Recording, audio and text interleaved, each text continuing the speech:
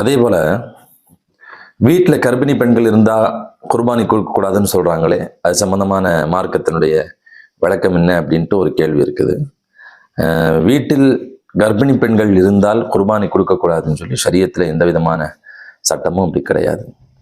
குர்பானியை பொறுத்த வரைக்கும் ஜகாத்தினுடைய தகுதி பெற்றவர்கள், ஜகாத்தி கொடுக்குற அளவிற்குண்டான அந்த தகுதி படைத்தவர்கள் பிறநாளுடைய அந்த 3 நாட்களில் அவங்களுக்கு அந்த வசதி இருக்கும் பட்சத்தில் கண்டிப்பாக அவங்க குர்பானி கொடுக்கணும்னு சொல்லி ஷரியத்து சொல்லுது. அதுலேயும் அவங்க வீட்டில் கர்ப்பிணி பெண்கள் இருந்தாலோ இல்லை அப்படிங்கிற மாதிரியான எந்த விதமான தனிப்பட்ட விளக்கங்களும் கிடையாது. என் மேலே குர்பானி கடமைன்னா நான் கண்டிப்பாக கொடுத்தாக வேண்டும்.